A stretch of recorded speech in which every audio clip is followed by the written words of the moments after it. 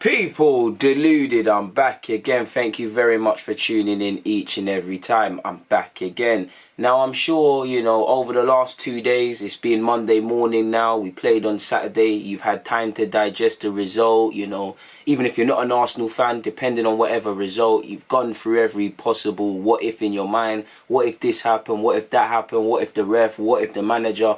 We can only deal with the facts. We lost against Manchester City. And I know we're at that stage as football fans where not that you have any choice but to do anything other than just accept it, but I'm sure you've all accepted it.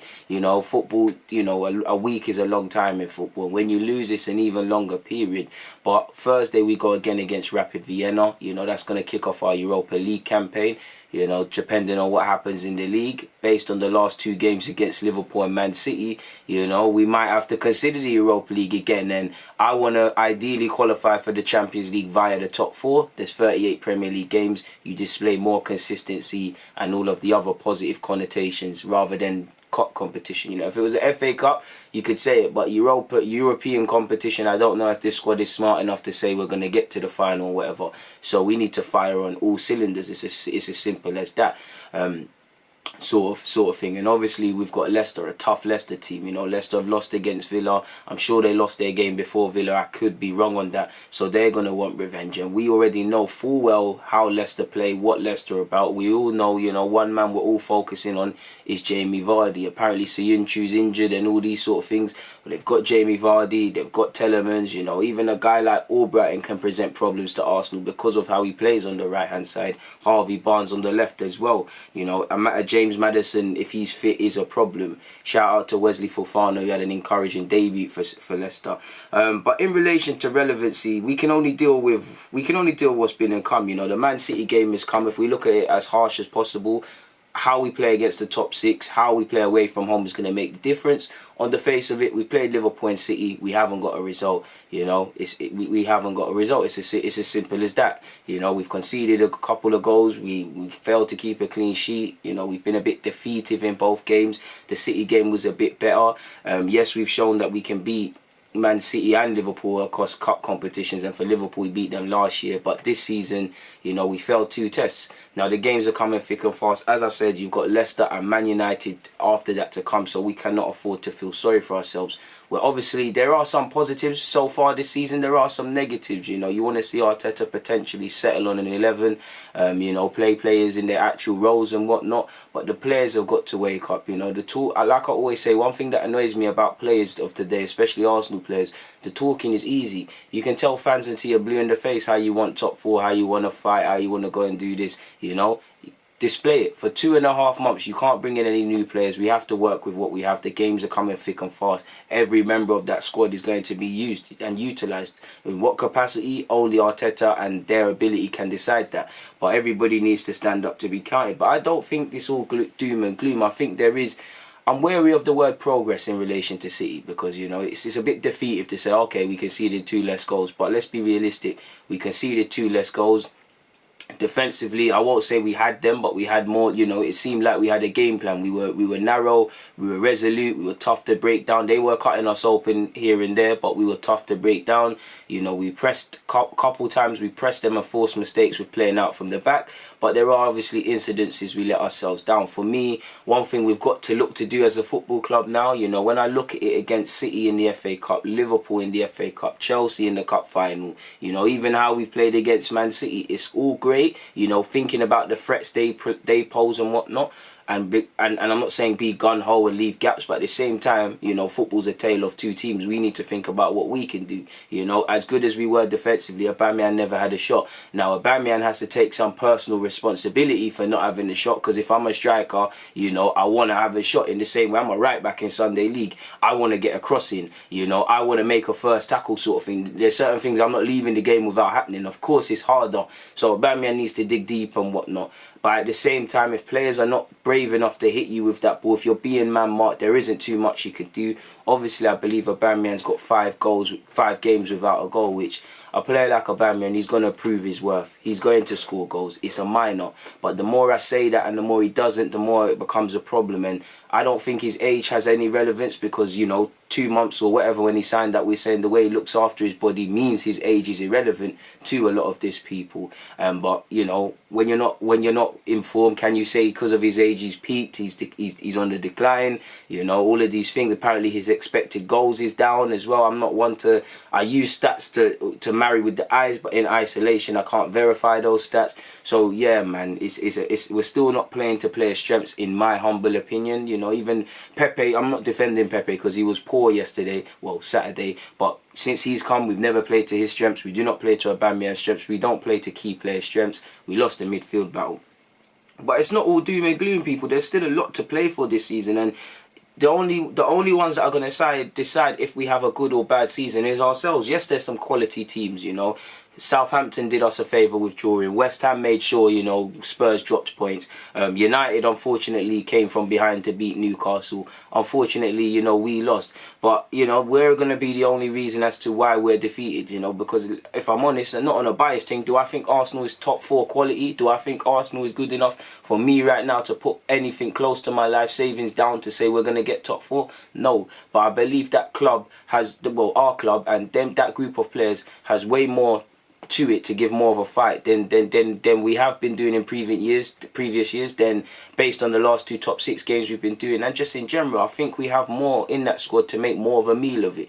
You know, I'm only prepared to concede that Liverpool and Man City are in terms of people expected to challenge for top 4, 6 places. Only Man City and Liverpool are, you could say, are a different planet. And obviously, sadly, you know, it's sad that Van Dijk's got that injury. It's never nice to hear anyone's got an ACL, especially at 29 years of age and being a central part to Liverpool's Champions League and Premier League squads. So hopefully he races back fit. But Liverpool are a yard above us. They, you know, to put it nicely, they're a different world to us. City, different world to us. Chelsea have made some big signings and I'd expect them to finish above us, but again, you don't know how that's going to gel. Go and give them a fight. And like you've seen, you can have all the attackers in the world when you've got a keeper like Kepa, whether Mendy's injured or not, or you have people like Zuma who cannot concentrate, you're always going to make things harder for yourselves. Same goes for United's defending. So even though Arsenal, you know, right now we have one of the best defences in the league, us as well. Definitely Spurs, because, you know, Son and Kane, they're up there for goals together sort of thing. I can't remember it, but combinations in Premier League history. Son has started the season off very well. Harry Kane, you know, you mentioned Kane, you mentioned goals, but you've all seen he's doing up the playmaker thing, and he's showing Firmino, for example, you can score and assist. You know, you don't have to have either or. You know, Ndombile's found his way back into Jose's good books. Obviously, Bale, based on what I saw against West Ham, he's rusty, as you would expect. He's not played too much. He's had injuries. He looks rusty. But Gareth Bale is Gareth Bale. And a half-fit, past it, that some people might say Gareth Bale is a problem. But, you know, it's irrelevant. You know, if you don't put your chances away like Spurs failed to do against Newcastle and then VAR shagged them, you drop points. If you go 3-0 up, and this is obviously Arsenal previous years, we were 4-0 up against Newcastle, so it's lovely to see Spurs doing this, and shout out to West Ham. But you can put a team to the sword, you can, you know, Kane can have that highlight, fantastic pass for Son and a great goal for himself. You know, you can cut teams open, good play and all of these things. But if you can't defend, you can forget about being top four contenders, let alone title contenders, which has been some of the Spurs shouts you are seeing.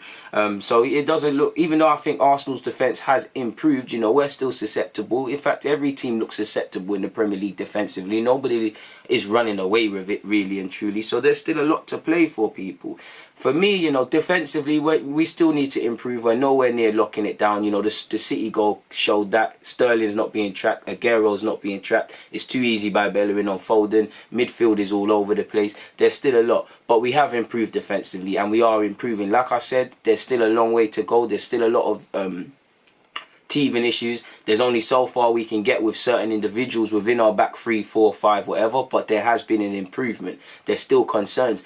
So I don't go as far as to say my main concerns are with our attacking, but my main concerns are with our attacking, because for me, people, I don't think it don't look like we have a consistent idea. You know, when we're putting them 18, 19 pass moves together, you know, in isolation, these are great. And I want to see them from the start. They should be the blueprint. See how City, and again, obvious reasons. We're at a different end to the footballing cycle where City, we haven't got the players and whatnot. But you see Manchester City's goal, Will Sterling's goal, you see that build up. How many times did they try that exact move in that game? How many times do we actually try cut teams open? Nice little zip, two-touch passes. You know, strikers are making runs off the last man. You know, we're finding Aubameyang. People are making runs and moving, not because they're going to get the balls, because they're moving the opposition and their teammate can exploit it. I don't think we're doing enough in that regards. And I think that's something where I'm looking at Arteta to see the most improvement. Because, you know, last season we had a half decent attacking options and we had a poor defence. Now we've got a half decent defence and our attacking options ain't firing. And you know, one problem we shouldn't have is scoring goals. Do I think we have the best players in the world in the attacking positions, even the league? No, only Aubameyang has a case to speak about being the best individual striker in the league, which he might be, he might not be, or you know, whatever. But you know, a team with Aubameyang, regardless of what man say about Pepe, Lord knows how frustrated I am already early on in William's career with Willian, young Bukayo Saka, all of these guys. Attacking shouldn't be our problem, you know. Lack of shots, lack of goals, lack of breaking down teams shouldn't be a problem. And I think a lot of it has to go to Arteta because he's coaching. Same way from the get-go he's seen we need to improve defensively and he's locked it down. Why have we not done it in attacking sense? Because you listen to his post-game comments, he's spoken about the final third. He's spoken about a lot of this, you know. If he brought in an hour, it'd be different. But same way he's got some players playing to a certain level defensively, I need to see that in an attacking sense. And for the attackers, they've got to pull it out. You know, a lot of the way we're playing and the way City's playing in these sort of games, Aubameyang isn't going to have much change. You know, so I understand the fact that he never had a shot. But same way, you know, you've gone through 180 minutes against Liverpool and Man City, and you haven't had a shot. If I'm a striker, before I look at the system and all these things which I feel are relevant and prevalent and didn't help him, you know, you've got to look at what you was doing. You know, Arteta needs to settle on it. And when I look at the attacking stuff, you know, we need to settle. 1 minute Aubameyang's through the middle of the second half, then he's on the left, you know, and you got Willian on the left, then the right, then false nine, which again, I get the theory behind the false nine, but we ain't got Man City squad where you could do like their equivalent, I suppose, would be like a Raheem Sterling or something through the middle. We can't do that. We need to, right now, we need to play man in their actual positions, with exceptions to someone like Bukayo Saka or Maitland-Niles who might have to do a job, or even Willian who can play on the left, right, as well as the 10, and obviously Aubameyang plays on the flanks, but 9 times out of 10 we need to play people in their best position. Maybe if the gamble popped off for Arteta, it would have been amazing, but maybe there's something to be said. You don't gamble. If you want to do this Willian gambling number 9 stuff, you do it against Fulham, or you do it against Sheffield, with all due respect, I wouldn't do it against them, or you do it in the Europa League this Thursday. You don't do it against Man City, a team that you, of all people, like, I mean, City's an open book, just us Premier League fans. So imagine someone like Arteta who's been a part of it. It was a risk. It doesn't pay off. You know, managers make mistakes. Arteta has made mistakes already. He will make more mistakes. It's the nature of the business. But I just think we need to score more, you know. I don't think we get enough credit for how we've been defensively. Not saying that we're the best in the world. Not saying that everyone should be singing from the rooftops. But, you know, definitely in relation to other members of the top 6 or people that are expected to challenge for that, you wouldn't think Arsenal have only conceded less goals than Aston Villa or something. And to be fair, it's crazy Aston Villa saying that as well. They've had a fantastic start to the season. Big up Emi Martinez in goal for them, you know. Because it tells the story, people. And obviously this will change. Do I expect Aston Villa and Arsenal to be up there for defensive statistics, you know, in May? Of course not. You know, I've got no beef with Villa. I love Arsenal, obviously. I'd love it to be the case, but it's probably a bit naive to accept that. To be fair, who knows? Because it doesn't seem like there's a single team in the Premier League that can defend properly over what I've seen in the last 4 or 5 or so game weeks. But apparently only Aston Villa with 2 have conceded less goals than Arsenal, which Arsenal have conceded 6. And obviously we've already, unlike Villa, we've played against Liverpool and Manchester City, both at respectively at the Etihad and Anfield. So again, you know, I'm not here to praise losing and conceding less goals and whatnot, but it does show progress and it does show whatever, because, you know, Liverpool, we're accustomed to cricket scores at Anfield, you know. I remember there was a time where you were actually confident going to Anfield. Now it's cricket scores. The Etihad, you know, we don't score against them. We get smacked up. We let their young players like Foden or their experienced guys like Sergio Aguero further cement history. It is a bit of a techie one. And, you know, being an Arsenal fan is weird because, you know, some people are either very negative or very positive. It's important to have a positive head. So like I said, you know, by our own standards, of course, I find it promising, you know, going from getting smacked up against Liverpool and City to still losing, but more respect. You know, you can leave, like I said, at worst comes to worst, all I wanted to do is us leave that Man City game with just some credibility. I won't say heads held high, but it's not embarrassing, and at minimum I got that. And according to Obino on Twitter, on the bright side, Arsenal have 4 more points than the equivalent fixtures from last season. Now obviously the fixture lists weren't in the row. If you remember, we drew 0-0 at Anfield, did we? I'm not too sure we drew 0-0 at Anfield in the league, but that's what it says. I'm sure we didn't draw 0. We lost that, man, I swear. And Pepe got the highlights for the skill. We lost that, so I'm not too sure why it says away to Liverpool we drew. But it says we drew to Liverpool 3-3 against West Ham. You know, away to Fulham 3. Oh, sorry, people. Yeah, we got 3 points against Fulham, I guess it says. In fact, I don't know what this is saying. It's saying away to Fulham in commas 3, Norwich 1, West Ham at home 3, away to Liverpool 0, Sheffield United 3-1, and well, Man City 0-0. So again, does that mean we never got no points against Anfield and Etihad, and we got better points than the others? I'm not too sure of the way that's been presented. But you know, if we've got either way, forget all the in-depth statistics, we've got 4 more points than we did last season. Now, I'm not all for looking at positives in isolation or negatives in isolation. You apply both and have a balanced sheet. I would have thought with Unai Emery's time at Arsenal fans in particular would have really understood the need to have a balanced head. You can't look all at negative because it's not true. All the positive stuff is not necessarily true. The devil lies in the details somewhere in the middle, folks. And obviously Arsenal have scored fewer goals 8 than any other team in the top 10 apart from Man City, who have played a game less. So again, you know, we need to play to our full potential. You see Werner slapping 2 against Southampton. Chelsea have a lot of inconsistencies, but and a lot of their players are obviously new and gelling, but they're going to get the best out of them eventually. I think Pulisic coming back from injury, bad boy. Havertz is getting better every game. I've already said I think Werner's going to be one of the best signings of the summer. He's a gunman in front of goal. He looks Premier League made, and the goals he scored against Southampton is exactly that, folks. You know, Spurs, they might look shaky defensively, but I would go as far as to say they're excelling more than us in an attacking sense. Based on what Son and Kane are doing, you can say whatever, but that's what I believe it is. City and Liverpool will always put people to the swords, people. And you've got Man United, where when you've got Greenwood, Martial, Rashford and these sort of players, and now Cavani, you know, United look a bit shaky out of everybody, but time will tell, and you know, they'd expect them to score. So for me, we need to score a bit more. And although we just need to look at the facts, and it gives us something more to work towards, because although we was better against Liverpool and City, the crucial point is you don't get awarded stuff for being better. We didn't do what we needed to do. And, you know, with that, it means we've won none of our last 29 Premier League games at other members of the top 6. Losing 19, drawing 10, scoring 30, conceding 65 and keeping 1 clean sheet. Now, of course, the existing players in Arteta, somewhat, well, not Arteta, but, well, yeah, technically Arteta at the Etihad, some of them have been part of these embarrassing performances, but a lot of these players haven't been part of it. What I would want to see as an Arsenal player is that, you know, it's been and gone, but you're itching to kind of put this record right. It's going to take years, but you're kind of wanting to be the first team that kind of stops this run. Because, you know, when was the last time we won at Etihad? When was the last time we won at Anfield? You know, Old Trafford, we've won there in the FA Cup. You know, for me, winning there symbolises you're serious against the top 6. Because we know the tough games we have to play all season and the tough grounds. We haven't won at Old Trafford in the league since 2006. It's a massive pitch. You know, it's a big clash between 2 big clubs, 2 falling giants. Can you go into that and get something? We know VAR tried to disallow us getting a point there last season, and we shot ourselves in the foot defensively. Can you learn from your mistakes? Etihad and Anfield have gone, you know, but can you do better? You know, Spurs, we haven't even beaten Spurs too many times in recent history. When that game comes, can you do something?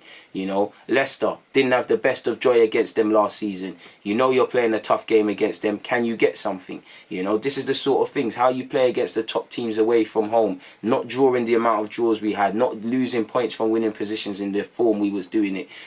All of this can only be displayed over a season, and there are going to be some bumps in the team, but it's down to the players. They've got to want to do it. Like I said, there's 38 games. You know, nobody cares, and nothing. History's not going to remember what happened in the middle. All that matters is how you started in August, how you're finishing in May. Everything in between and we coulda, woulda, shoulda, it doesn't stick in history, you know. fortune favours the brave, and the players have got to be brave. People have got to stand up to be counted, because as said at the start, you know, everybody's opportunity is going to come. That doesn't mean you're going to see something like Matt Macey start against Manchester United at Old Trafford. I don't believe that, with all due respect to Matt Macey. What I mean is, every member of this 25-man squad, you're going to need to be utilised. You know, rotation is a thing, and we're going to need to do it. And I'd say for our manager, Arteta, he's going to make mistakes. He's made it before, he'll make it again. He's learning. What I will say is, I'm happy with you as a manager. I like what you're doing. I believe in you. Obviously, I have my criticisms. I think you take too long with the subs.